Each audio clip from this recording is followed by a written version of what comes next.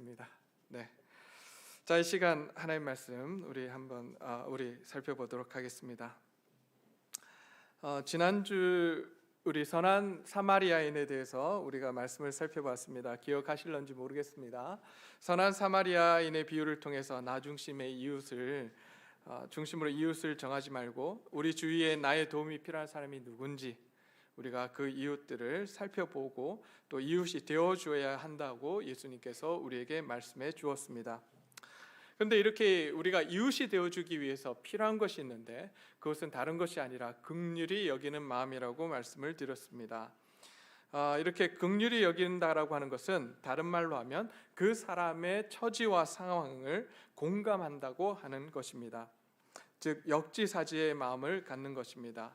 사마리아 사람은 강도 만난 자를 불쌍히 여겼습니다. 그리고 긍휼히 여겼습니다.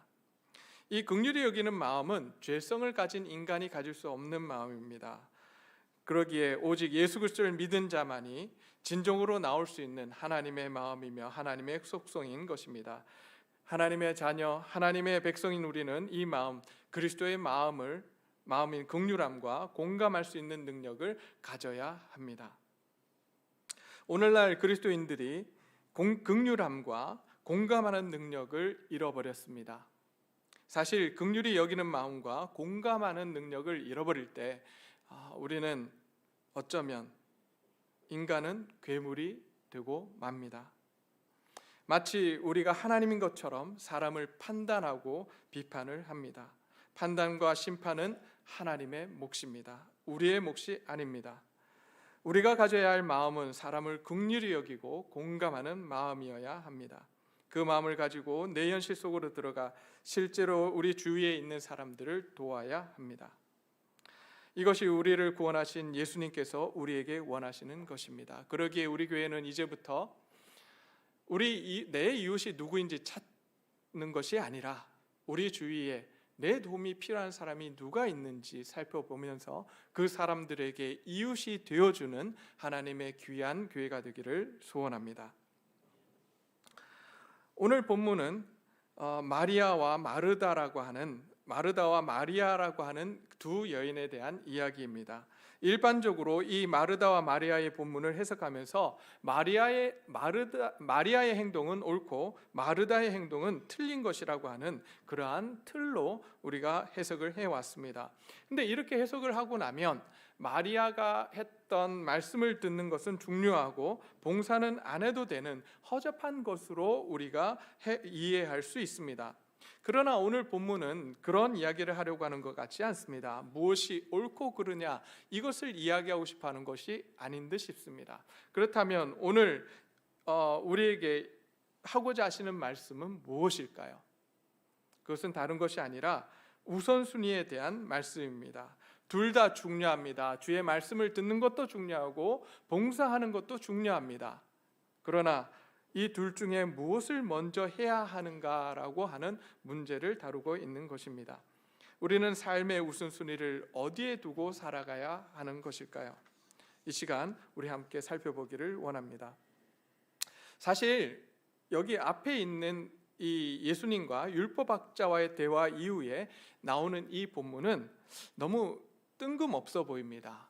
갑자기 선한 사마리아인의 비유, 바로 율법학자와의 이 대화가 있고 나서 그 다음에 이 마르다와 마리아에 대한 이 이야기가 나옵니다.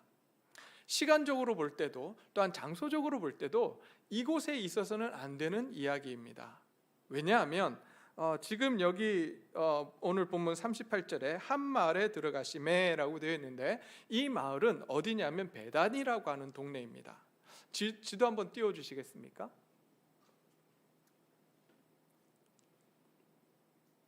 파워포인트 준비돼 있나요? 네.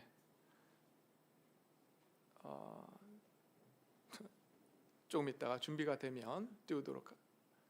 네. 자, 보시면 저기 내려주세요. 이웃 지역 사회에 함께하고 그거 말고, 네, 내려주시고 띄워주시면 되겠습니다. 자, 지도를 보시면 지금 빨간색으로 되어 있는 선들이 있지 않습니까? 이 선이 뭐냐면 예수님께서 내려오신 그 여정이라고 보여집니다. 그래서 위에서부터 갈릴리로부터 쭉 내려와서 지금 여리고라고 하는 지역, 여리고라고 하는 지역,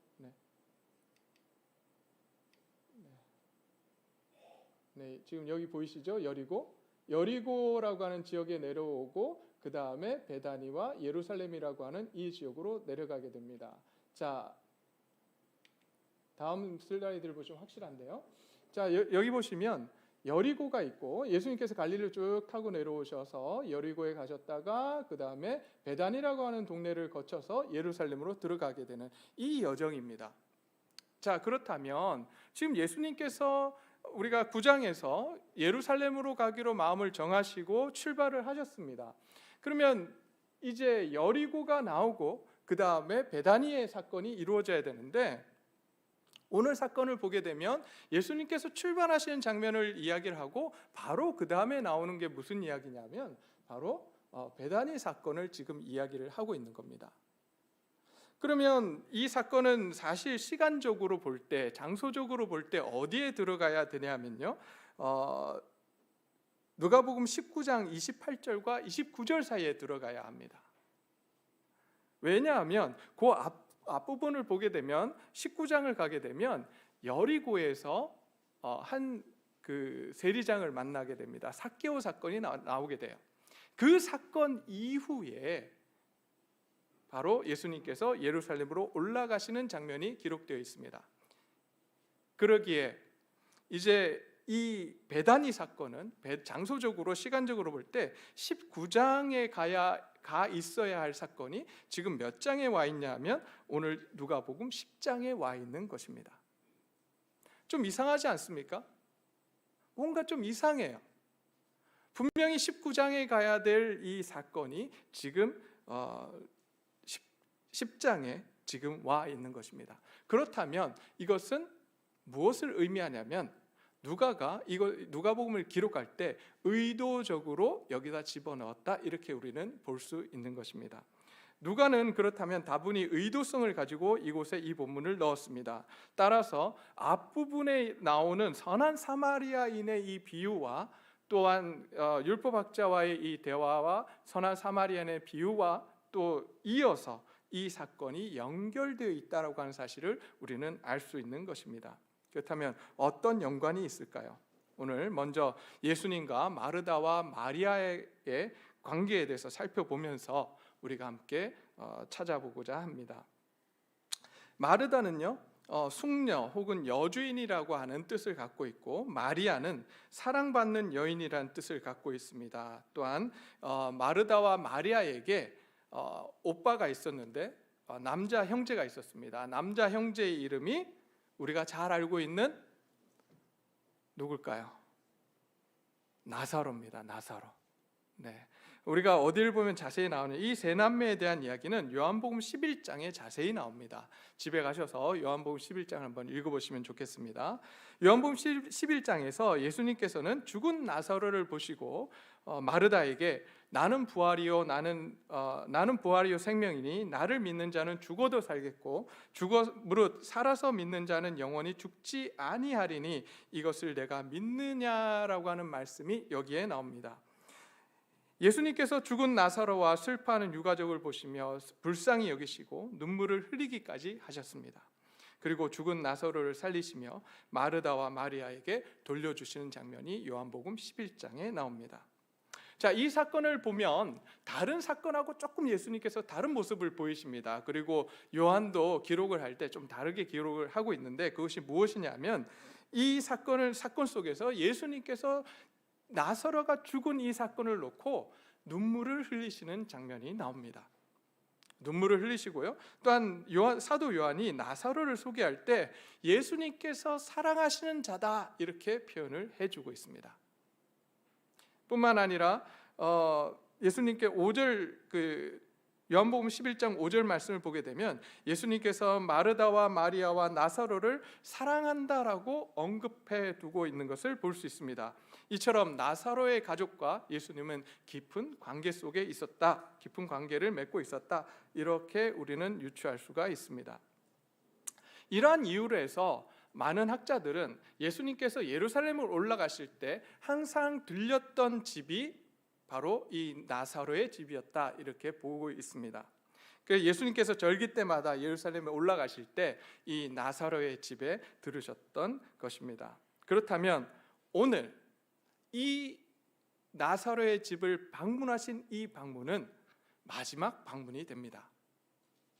예수님이 돌아가시기 전 마지막 유월절 지키기 위해 올라가시는 그러한 장면인 것입니다. 이때 마르다와 마리아는 예수님께서 항상 이 예루살렘에 올라가실 때 들렸다고 제가 말씀드리지 않았습니까? 그때마다 마르다와 마리아는 예수님을 잘 대접했던 것 같습니다. 예수님과 예수님의 일행을 위해 식사 준비를 했다고 볼 수 있습니다. 그런데 이번에는 좀 상황이 그리고 분위기가 좀 달랐던 것 같습니다.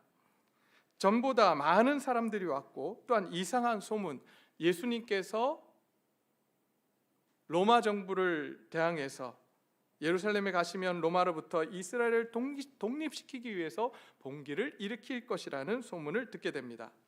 어쩌면 예수님께서 나사로의 집을 방문한 것이 마지막이 될지도 모른다는 생각을 하게 되었을 것입니다.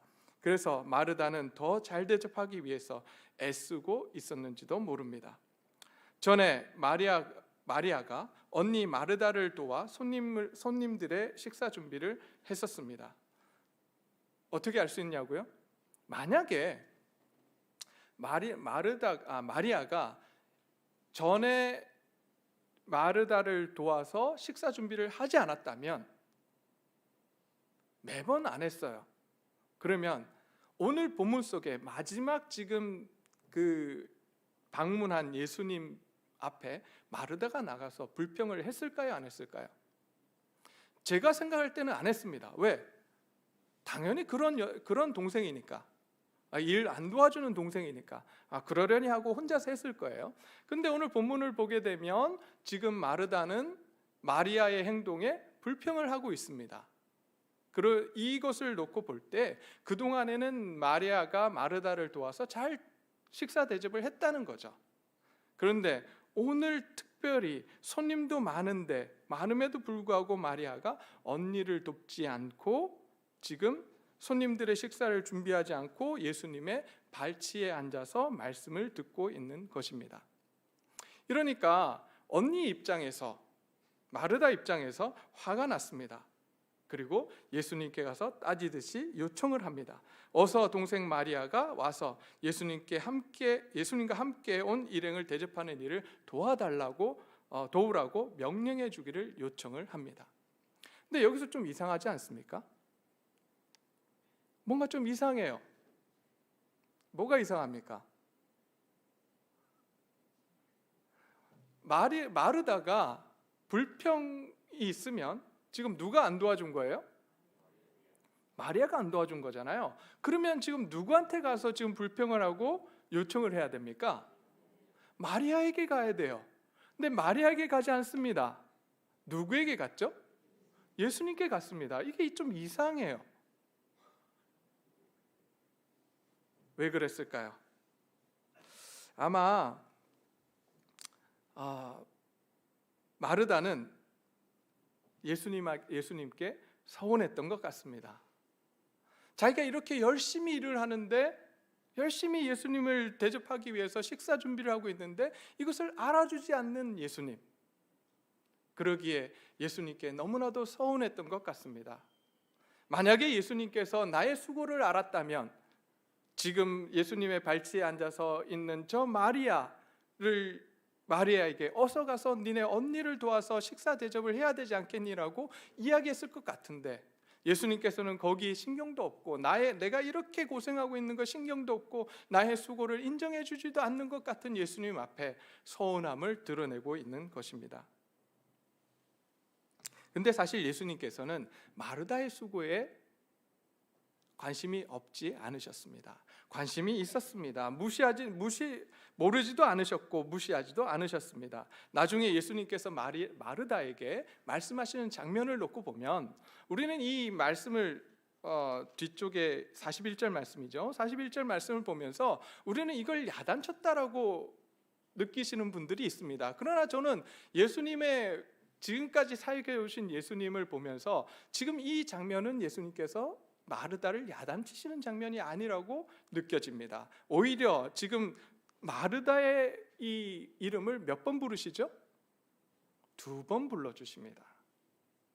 상냥하게 예수님께서 마르다의 이름을 2번 부르시며 지금 뭐라고 말씀하시냐면 내가 많은 일로 염려하고 근심하고 있다.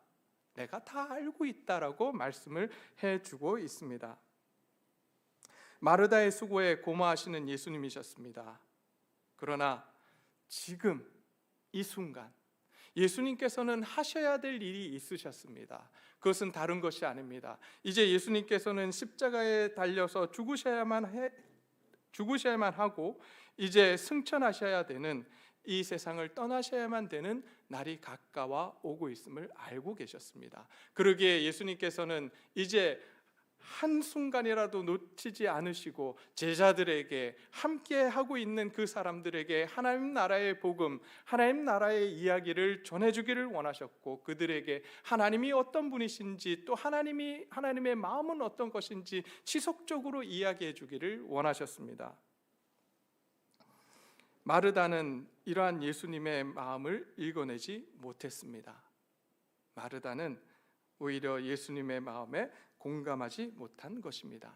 오히려 그는 그런 예수님에게 섭섭함을 느끼고 지금 예수님께 나와 지금 불평을 하고 있는 것입니다.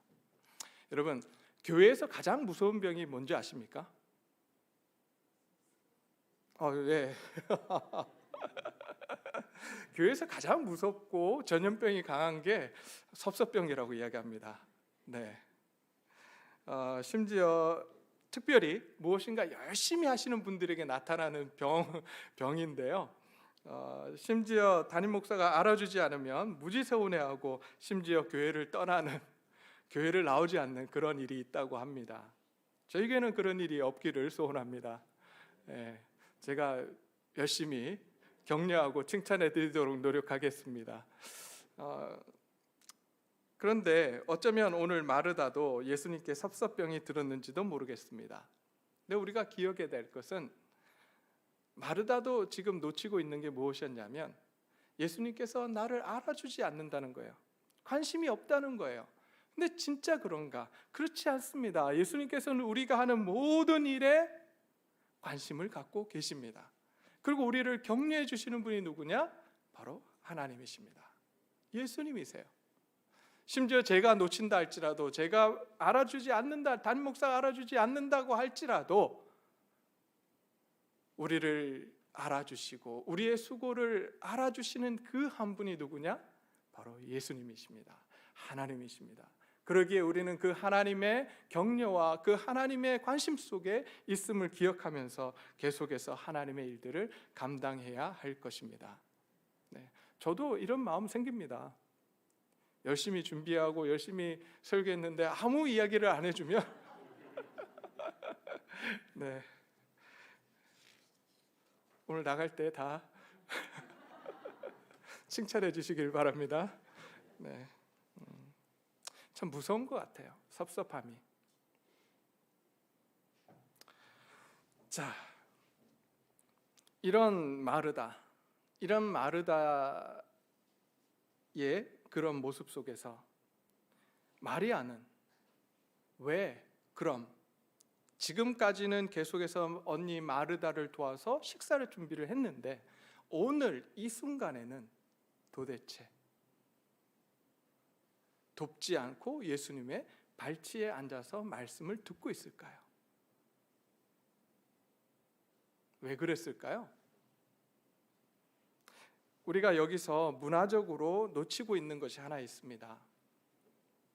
그게 뭐냐면요, 사실 마르다가 예수님의 발치에 앉아서 말씀을 듣는 것은 굉장히 큰 일이었습니다. 지금 사회 속에서는 그런 게 없지만 우리 조선 시대만 해도 가정에서 남자가 앉는 데와 남자가 갈 수 있는 곳과 여자가 가는 곳이 달랐던 것을 기억하십니까?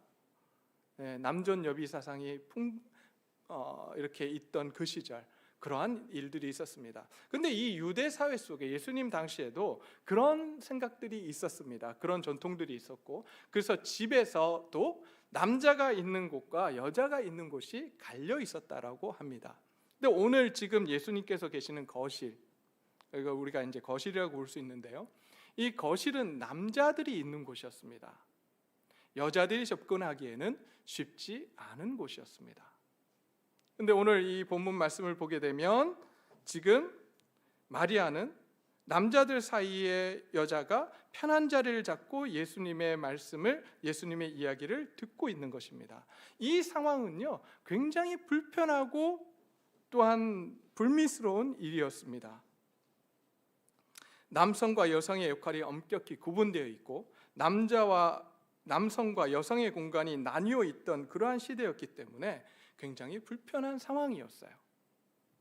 그런데 마리아는 이 중요한 집안의 경계선을 넘었을 뿐만 아니라 사회적 경계선도 넘어버렸습니다.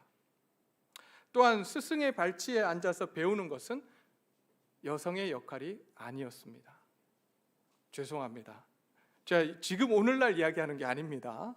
네, 오늘날은 평등합니다. 그러나 그 당시 예수님께서 계시던 그 당시만 해도 여자들은 스승의 발치에 앉아서 배울 수 있는 그러한 기회가 없었습니다. 어떤 사람의 발치에 앉는다라는 표현은 그 사람을 얼마나 훌륭한 사람인지 흠모하고 우러러봤다는 표현이 아닙니다. 그 사람의 발치에 앉아 말씀을 듣는다는 것은 그 사람의 제자가 되겠다는 것입니다. 그 사람의 가르침에 집중해서 그것을 마음에 새기며 귀를 기울인다는 표현인 것입니다. 따라서 당시 시대적 상황 속에서 용인될 수 없는 행동을 한 것이 바로 마리아였습니다. 거실이라고 하는 그곳에, 그것도 예수님의 발치에 앉아서 말씀을 듣고 있는 마리아, 도저히 있을 수 없는, 상상을 할 수 없는 일을 지금 하고 있는 것이 바로 마리아인 것입니다. 그럼에도 불구하고 이러한 문화적 상황을 모를 리 없었던 마리아였지만 오늘 이 모든 것을 뒤로하고 예수님의 발치에서 예수님의 말씀을 열심히 듣고 있습니다. 무엇 때문에 이런 일을 하고 있을까요? 무엇 때문에? 무엇이 마리아로 하여금 언니 마르다도 돕지 않고 사회적 통념을 넘어서 예수님의 발치에서 말씀을 듣도록 했을까요? 아마도 마리아는 예수님의 표정과 모습 속에서 전과 다르다는 것을 느꼈을 것입니다. 우리가 누가복음을 읽을 때 가장 중요하게 읽어야 되는 부분 중에 하나가 누가복음 9장 51절이라고 제가 말씀드린 적이 있습니다. 누가복음 9장 51절에서 이렇게 말씀하고 있습니다. 예수께서 승천하실 기약이 차감해 예루살렘을 향하여 올라가기로 굳게 결심하시고 라고 되어 있습니다. 예수님께서 지금 예루살렘을 올라가시는데 자신이 죽으러 올라가신다라고 하는 사실을 알고 계셨습니다. 그러기에 마음을 굳게 정하실 수밖에 없으셨습니다. 어쩌면 예수님의 얼굴 표정 속에서 비장함이 묻어날 수밖에 없는 상황이었던 것입니다. 그런데 예수님의 제자들은 이러한 예수님의 모습에 공감하지 못합니다. 계속해서 살펴봤지만 이렇게 비장하고 마음을 정하고 지금 예루살렘을 향하여 가고 계시는데 제자들은 어떻게 하고 있죠? 그동안 살펴본 말씀들을 보게 되면 누가 높은 자를 두고 싸우고 계속해서 자기네들과 함께하지 않는 그 사람들에게 하늘에서 불이 내려오기를 명하자라고 하는 사람들, 그 사람들이 누구였냐면 예수님의 제자들이었어요. 그런 상황 가운데 있었던 제자들, 예수님의 마음을 공감하기는커녕 자기 자신들의 원하는 욕망과 욕구에 관심만이 있었던 제자들. 그런데 오늘 마리아는 그렇지 않습니다. 예수님의 모습 속에서 그 예수님의 감정들을 읽어냅니다. 그래서 마리아는 다른 어떤 것을 하기보다 왠지 슬퍼 보이고 비장해 보이는 예수님과 함께하기를 원합니다. 그리고 예수님의 말씀에 귀를 기울이며 경청합니다. 그리고 예수님께서 가장 기뻐하시는 일, 예수님의 말씀을 잘 듣기로 마음을 먹고 예수님의 발치에 앉아 있습니다. 비록 당시 상황 속에서 스승의 발치에 앉을 수 있는 것은 남자들만이 할 수 있는 일이었지만 여자의 신분으로 예수님의 발치에 앉아서 그 일을 하려고 합니다. 생각해 보십시오. 상상해 보십시오. 거기 있는 남자들이 얼마나 눈치를 줬겠습니까? 그러지 않았겠어요?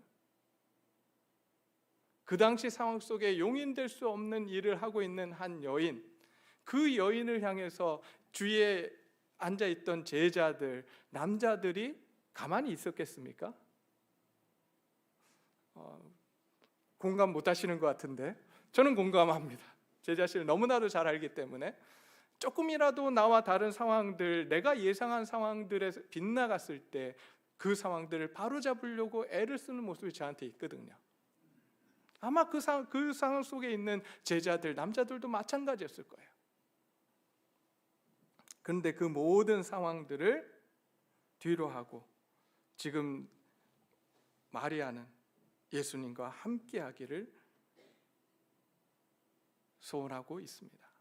그리고 이 마리아의 시선은 예수님께로 고정되어 있습니다. 그렇습니다. 마리아가 언니 마르다를 돕지 않고 사회적 통념을 깨뜨려가면서 예수님의 발치에 앉아서 있던 것은 상황을 자세히 알지는 못하지만 예수님의 마음에 공감하려고 한 것입니다. 이것을 알지 못했던 마르다는 예수님께 찾아갔고 사회적 통념을 깨뜨리며 자신을 도와주지 않는 마리아를 여성의 자리로 돌려보낼 것을 지금 예수님께 요청하고 있었던 것입니다. 이런 마르다의 요구에 예수님께서 이렇게 말씀하십니다. 아까 봤던 41절 말씀, 주께서 대답하여 이르시되 마르다야 마르다야 내가 많은 일로 염려하고 근심하나 몇 가지만 하든지 혹 한 가지만이라도 족하니라. 마리아는 이 좋은 편을 택하였으니 빼앗기지 아니하리라 하시니라 라고 말씀하십니다. 예수님께서는 마르다를 야단치지 않으셨습니다. 불평하고 있는 마르다를 야단치신 것이 아니라 오히려 그녀의 수고와 헌신을 격려해 주시고 그의 분주함으로 인해 불평하는 마르다의 마음을 공감해 주십니다. 마르다의 섬김의 일도 중요하다는 사실을 인정해 주신 것입니다. 그러나 예수님께서는 이 순간 그것보다 더 중요한 일이 있다라고 말씀을 해주고 계십니다. 그것은 다른 것이 아니라 지금 예수님께서 원하시는 것, 지금 이 순간 예수님께서 원하시는 것을 깨닫기를 원하고 계십니다. 오늘 이 시간 이 자리에 저와 여러분이 앉아 계십니다. 저는 이 시간에 이 예배를 통해서 우리가 알아야 되는 것 한 가지가 있다라고 한다면 그것은 다른 것이 아닙니다. 담임 목사의 설교가 어떻냐 이게 아니라 오늘 이 말씀 가운데 하나님의 마음은 무엇인가? 오늘 이 자리에 와 있는 저와 여러분들에게 하나님께서 지금 말씀하시는 하나님의 마음, 하나님의 뜻이 무엇인가라고 하는 것을 우리가 깨닫기를 소원합니다. 그거 한 가지를 오늘 붙들고 가기를 소원합니다. 마리아는 예수님께서 원하시는 것이 무엇인지를 알았습니다. 그것은 다른 것이 아니었습니다. 예수님과 함께하며 예수님의 말씀을 듣는 것이었습니다. 그리고 예수님의 마음에 공감하는 것이었습니다. 그러기 위해서 예수님의 발치에서 예수님의 말씀을 경청하고 있습니다. 마리아는 예수님이 더 기뻐하시는 일이 무엇인지 깨달으려고 계속해서 경청하고 있습니다. 그때 예수님께서 말씀하십니다. 마리아는 좋은 것을 선택했다. 그러니 그것을 빼앗기지 않을 것이다 라고 말씀을 해주고 있습니다. 섬기는 봉사의 일이 중요하지 않다는 말씀이 아닙니다. 중요합니다. 그러나 그 섬김은 예수님과의 관계 속에서 이루어져야 된다라고 말씀하고 있는 것입니다. 우리가 하는 모든 것 속에서 가장 중요한 것은 바로 예수님과의 관계입니다. 하나님과의 관계입니다. 그것이 없이 다른 것을 할 수가 없습니다. 우리가 관심 가져야 되는 것, 우리가 더욱더 애써야 되는 것, 그것은 바로 하나님과 나와의 관계가 어떠한가 라고 하는 것입니다. 오늘 이 시간 하나님과의 관계가 좀 멀어져 있는 분이 있다면 이제 그 관계를 회복하시기를 소원합니다. 더욱더 하나님의 마음에 가까이 가시기를 소원하시기를 바랍니다. 그러기 위해서 필요한 것이 무엇이냐? 바로 경청하는 것입니다. 우리가 예수님의 마음에 공감해야 됩니다. 근데 마음에 공감하기 위해서 필요한 것이 무엇인지 아십니까? 듣는 거예요. 그냥 말을 듣는 것이 아니라 무엇을 들어야 되죠? 마음의 소리. 마음의 소리를 들을 줄 알아야 합니다. 문자적으로 성경을 보는 것이 아니라 이 성경 속에 담겨 있는 하나님의 마음, 하나님이 뜻하신 것, 그것을 우리는 찾아낼 줄 알아야 합니다. 뿐만 아니라 우리 이웃들에게도 마찬가지입니다. 우리 이웃들에게도 공감해야 합니다. 그러기 위해서 필요한 것이 무엇이냐면 잘 듣는 거예요. 근데 그게 참 안 되더라고요.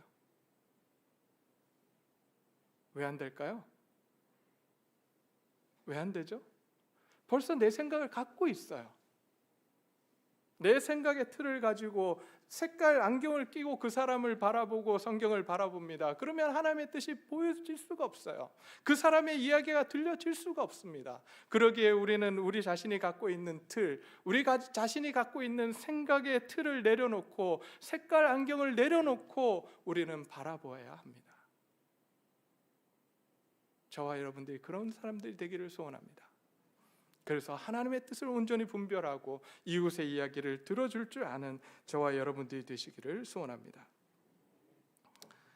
누가는 선한 사마리아인의 비유 이후에 마르다와 마리아의 얘기를 넣었습니다. 이 이야기를 통해서 우리의 삶에 선한 사마리아인처럼 이웃이 되어준 한 여인을 소개하고 있습니다. 그 여인의 이름이 바로 마리아였습니다. 마리아는 이웃이 되기 위해 공감하려고 애썼습니다. 공감하기 위해서, 경청하기 위해서 사회적 통념과 사회적 경계선을 뛰어넘어 지금 있습니다. 사람들의 비난의 시선을 뒤로하고 예수님께 나온 것입니다. 우리는 어떻습니까? 우리의 인생의 최우선으로 생각하는 것이 무엇입니까? 그것이 다른 것이 아니라 하나님과의 관계가 되기를 소원합니다. 하나님의 마음이 우리의 마음이 되고 하나님의 눈이 우리의 눈이 되며 하나님의 손과 발이 우리의 손과 발이 되기를 소원하며 하나님의 말씀에 귀를 기울이고 경청해야 할 것입니다. 이렇게 우리가 하나님의 마음에 공감하려고 노력할 때 우리의 마음은 하나님의 마음이 될 것입니다. 우리의 손과 발은 하나님의 손과 발이 될 것입니다. 이렇게 되기 위해서 어쩌면 우리는 사회적 통념과 문화를 뛰어넘어야 할지도 모릅니다. 그래서 다른 사람들로부터 불편한 시선을 느껴야 할지도 모르겠습니다. 그러나 그럼에도 불구하고 우리는 우리의 시선을 주님께 고정시키고 하나님의 말씀에 귀를 기울여야 합니다. 그래서 하나님의 마음이 있는 곳에 우리의 마음도 있기를 소원합니다. 우리는 도움이 필요한 자들의 이웃이 되어야 합니다. 우리는 어떻게 그들이 도움이 필요한지 알 수 있겠습니까? 어떻게 알 수 있을까요? 그들의 말에 귀를 기울여야 합니다. 먼저 판단하지 말고 그들의 삶을 들여다보면서 그들의 이야기에 귀를 기울이는, 그래서 공감하고 그들에게 긍휼히 여기는 마음을 갖는 저와 여러분들이 되시기를 소원합니다. 그럴 때 우리를 통해서 하나님께서 놀라운 일들을 행해 가실 줄 믿습니다. 이 시간 다 함께 찬양하기를 원합니다. 주님 다시 오실 때까지 주님이 원하시는 일, 말씀을 듣고 순종하는 일, 사람을 긍휼히 여기며 공감하는 이웃이 되는 일을 하겠노라고 우리 이 찬양을 부르시며 함께 고백하기를 소원합니다.